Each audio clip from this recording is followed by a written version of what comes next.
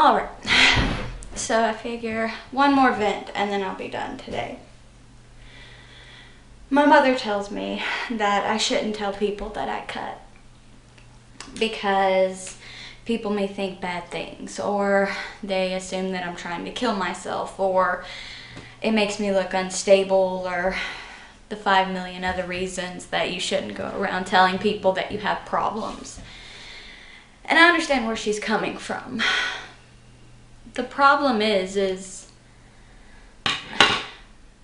to not talk about it and to not address it can kill people, even if it's not an actual death. To be dead on the inside is almost worse than a physical death. Now, I've always been very elusive with my cutting. You know, cat scratches, hide it, cover it, because what will happen is people will see it, but then their brains will be all like, no, I didn't just see that, and then they'll just ignore it, because that's what you do. If you see bruises on a child, or if you see a girl in an uncomfortable situation, you just ignore it because it's not your problem yet. I mean, sooner or later it may become your problem, but right now it's their problem. And if they need help, they'll ask for it, right? Because that's what we do, we ask for help. Until we ask for help. When we ask for help, then everybody's like, well, why can't you just stop? Why can't you just do what everybody else is doing? Why don't you take your medicine cocktail? Or why don't you find a therapist to sit around and talk and all that? And granted, all of those methods are part of the healing process. But it only heals when it's no longer shameful. Now, one of my pet peeves, and this is probably irrational, but you know, whatever. Irrationality is something that I'm actually pretty good at, and I try to at least make it entertaining. Lifetime movies. Everyone's seen a Lifetime movie. Homeless to Harvard, Prozac Nation, all these other things where you see these terrible situations and people come out on top and they're so great and all these great things or big steps and all this comes from it. But what about the people who don't do great things? What about the people who just wake up the next day and say, okay, I'm not in school, I'm not as educated as I could be, my teeth are rotting out, my fatness is overwhelming, I just want to cut off and become somebody else. But you know what? I woke up today, so at least that's a start. Those people don't get press. They get press when they finally repressed it to a point where they die or where they kill. The most dangerous part of, especially bipolar, is the disconnect from people as a whole. You stop seeing people as people and one big communal, and then it becomes a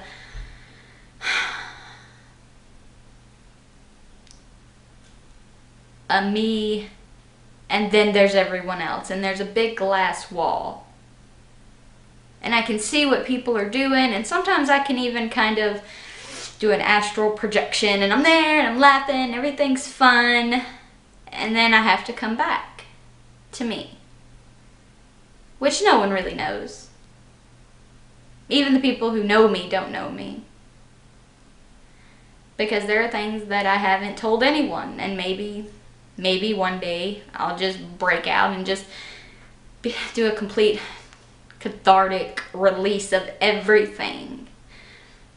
But what I was going to do for Mental Health Awareness Month was promote the NAMI Walks thing and raise money and do all that, and then I realized that it's a month. Why is it that it can only be mainstream and focused on for a month? What about the rest of the months?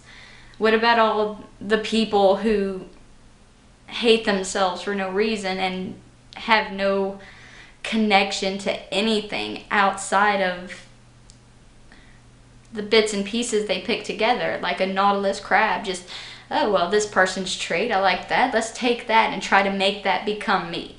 Let me be something else. Now I work in customer service, and I'm good at it. I'm good at it because, well, I'm a chameleon. I adapt to situations. I pick up on body cues and all that, and to some extent it kills me a little bit on the inside every time I do that, because I also have borderline. So not only am I back and forth between mania and depression, I also don't have a concrete sense of identity. I only know three things about myself. I don't want to die. Not, at least, I don't want to kill myself.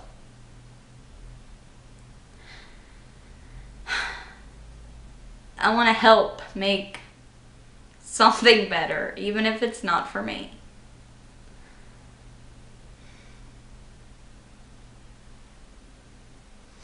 And I don't want to be in a chronic state of just surviving my life.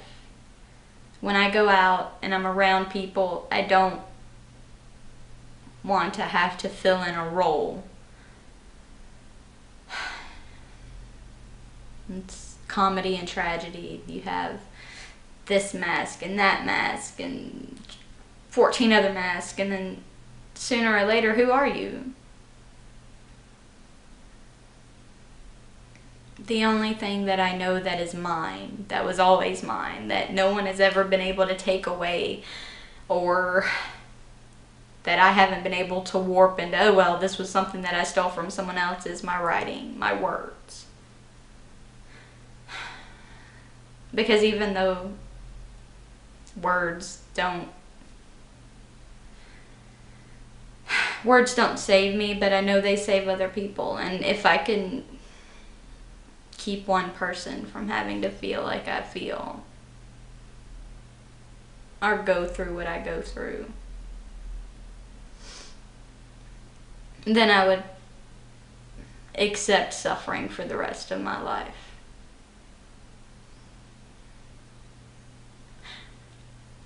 And with that, I guess that's my my last blog for the day. And it's just, I went out for a walk and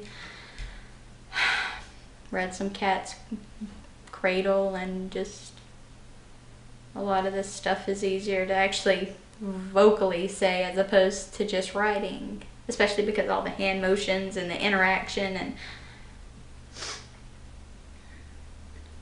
and because with words and text, it's still dehumanized to an extent.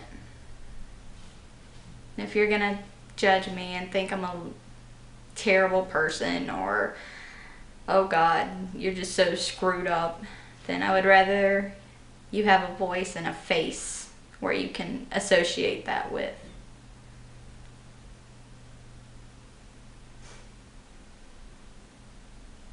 And I guess that's it. I guess that's my final blog for the day.